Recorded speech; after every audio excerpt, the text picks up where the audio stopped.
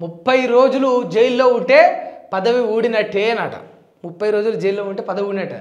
అది పిఎం కానీ సీఎం కానీ కేంద్ర రాష్ట్ర మంత్రులందరికీ కూడా ఇదే రూల్ అట. 30 డేస్ జైల్లో ఉంటే ఇదే రూల్ అట. కాకపోతే ఒక చిన్న కరెక్షన్ ఏం చేయాలంటే ప్రీవియస్గా ఉన్న వాళ్ళని కూడా పీకేయండి.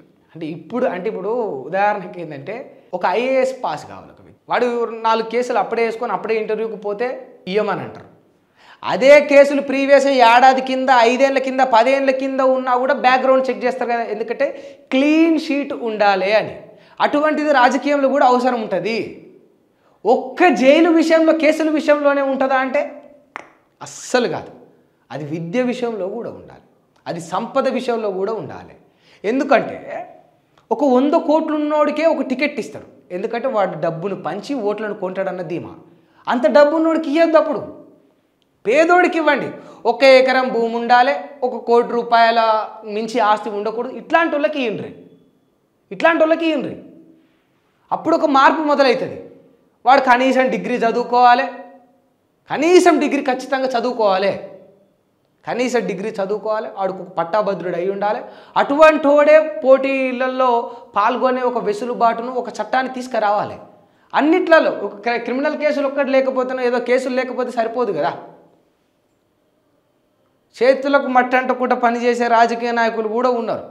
అక్షరం ముక్క రాకుండా కూడా ఈ యొక్క విద్యా సంస్థలకు వాళ్ళే మంత్రులైన వాళ్ళు కూడా ఉన్నారు. ఏం చేద్దాం మరి, అంతకంటే దౌర్భాగ్యం ఏముంటుంది చెప్పుండ్రి. కనీసం చట్టాలు తెలియదు, లా తెలియదు, తొక్క తోలు ఏ మన్ను మసాలను తెలియని వాళ్ళు కూడా హోంశాఖ మంత్రి అయిన వాళ్ళు ఉన్నారు. సబ్జెక్టుకు వీళ్ళకి సంబంధమే ఉండదు. మరి దాన్ని కూడా మార్పు తీసుకురావాలి కదా. దానికి అర్హుడైన వాడికి మాత్రం ఇవ్వాలి. అదో సినిమాలు ఉంటుంది, జాతిరత్నాల సినిమాలో ఏదో కరెంట్ అఫైర్స్ ఎవరు మినిస్టర్ ఉంటారంటే, నాకు అఫైర్స్ బాగా తెలుసు సార్, నేను కరెంట్ అఫైర్స్కి నేను ఉంటా, కరెంట్ అఫైర్స్ అంటే అఫైర్సే కాంటాడు. అట్లాంటి మంత్రులు కూడా ఉన్నారు. మన దౌర్భాగ్యం ఏంటంటే దేశంలో దొంగతనాలు తెలిసినోడు, దొంగతనాలు బాగా తెలుసు సార్ నాకు, నేను మునుపు దొంగనే, నన్ను హోంశాఖ మంత్రిని చేసి దొంగని నేను బాగా పట్టుకుంటా అనే హోంశాఖ మంత్రులు కూడా ఉన్నారు. ఈ మార్పు తీసుకురావాలి. వాడు ఎలిజిబులా కాదా? ఒకడికి మంత్రి పోస్ట్ ఇస్తే, ఒకటి ఆర్థిక శాఖ మంత్రి ఇస్తే వాడికి లెక్కలు వచ్చా, వాడు అసలు మ్యాథ్స్లో పాస్ అయ్యిందా, వాడికి రిజల్ట్ ఎంత, వాడి మార్కులు ఎంత, స్కూల్ నుంచి వెళ్ళి కాలేజ్ నుంచి వెళ్ళి గ్రాడ్యుయేషన్ దాకా ప్రతి చెక్ చేసి అటువంటి వాళ్ళకి ఇవ్వాలి. అప్పుడు బాగుంటుంది. ₹1 ₹2 లెక్కలు వేసుకోవాలండి. ఏం తెలియదు, అంత అధికారులే చేస్తారు. బాగా చెమటోడి కష్టపడి చదువుకొని అధికారంలో కూర్చొని కొందరు అధికారులు ఉంటారు వీళ్ళ గవర్నమెంట్లో, వీళ్ళ దగ్గర, ఈ రాజకీయ నాయకుల దగ్గర. వాళ్ళకి 25,000, 30,000, 50,000 వరకు జీతం ఉంటుంది. పనులన్నీ వాళ్ళే చేస్తారు. పేపర్లు వీళ్ళు పట్టుకొచ్చి అసెంబ్లీలో పిఆర్ ఇచ్చిన కంటెంట్ను వరుతారు. సబ్జెక్టు ఉండదు, ఏముండదు. ఇవన్నీ కూడా మార్పులు రావాలి కదా. అవన్నీ తీసుకొస్తే అప్పుడు ఏమవుతుందంటే 100కు 100% న్యాయం చేసిన వాళ్ళు అవుతారు. ఇప్పుడు అంతేందుకు, ఉదాహరణకు ఈ అమిత్ షా గారు ఈ బిల్లును బయట ప్రవేశపెట్టారు. ఇక కొంచెం గుండెల ముళ్ళు గుచ్చుకున్నట్టు అవుతుందేమో, కానీ వాస్తవం మాట్లాడుకుంటే ఈయన కొడుకుకు క్రికెట్కు సంబంధమే లేదు. ఆయనను తీసుకొచ్చి చైర్మన్ చేసిండ్రు. ఈయన కొడుకు క్రికెట్కి ఏం సంబంధం? ఆయన ఎన్ని 6లు కొట్టిండు, ఆయన ఎన్ని టోర్నమెంట్లు ఆడిండు, ఆయన ఎన్ని T20లు ఆడిండు, ఆయన బ్యాట్ ఎట్లా పట్టుకుంటాడు, ఆయన బాల్ ఎట్లా కొడతాడు, ఆయన క్రికెట్ రూల్స్ తెలుసా, టీంలో ఎంతమంది మెంబర్స్ ఉంటారో తెలుసా? ఆయన తీసుకోవచ్చు చైర్మన్ చేసి. ఎందుకు చేసిండ్రు చెప్పండి, ఎందుకు చేసిండ్రు?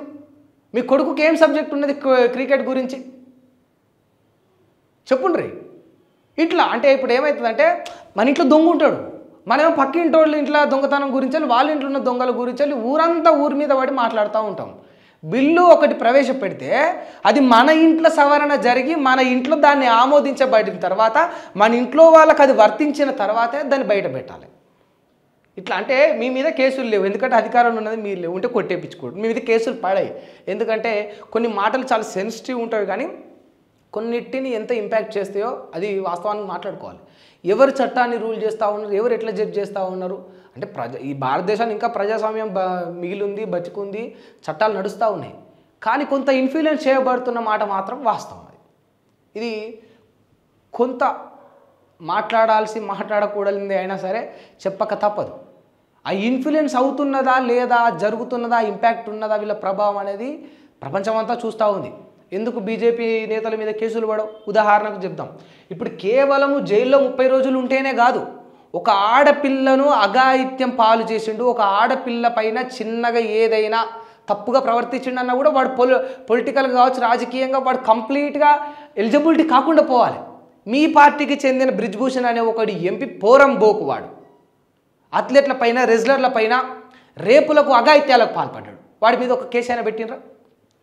ఈ దేశం యొక్క పేరును, ఖ్యాతిని నిలబెట్టే రెజ్లర్లు, అథ్లెట్లు అంతా కూడా ఢిల్లీ జంతర్ మంతర్ వద్ద ధర్నా చేస్తే, కొన్ని నెలల పాటు ధర్నా చేస్తే ఆడ పోలీసు వాళ్ళతో పెట్టి వాళ్ళని గుంజేపించిండ్రు. వాడి మీద ఒక కేసు పెట్టినరు, ఒక ప్లాన్ ఆఫ్ యాక్షన్ ఏమైనా తీసుకున్నారా? ఏమైపోయింది అంటే అట్లా మన దగ్గర ఉన్న కుక్కలను మనం పెంచుతాం, అవతల కుక్కలే పిచ్చి కుక్కలు అంటే ఎట్లా చెప్పుండ్రి? ఏదో రోజు కుక్కలు మిమ్మల్ని కూడా కరిచే పరిస్థితి వస్తాయి. ఇటువంటివి కూడా మార్పు అంటే కేవలం ఒక 30 రోజులు జైలే కాదు కదా, అంత ఓవరాల్గా చూసుకోవాలి ప్రతిదీ కూడా. ఎవడైనా బయట కేసులుండి మళ్ళీ బీజేపీ పార్టీలో చేరితే మళ్ళీ వాళ్ళని క్లీన్ షీట్ ఇస్తారు. అంటే దొంగోడు తెల్లబాటలు వేసుకుంటే దొంగ కాకుండా పోతాడు, రాత్రి నల్లబాటలు వేసుకొని దొంగతనం చేస్తాడట, తెల్లారి తెల్లబాటలు వేసుకొని బీజేపీలో జాయిన్ అవుతాడట, చెల్లో వాడు మంచోడట. ఇదే వీళ్ళు చెప్పే సూత్రం.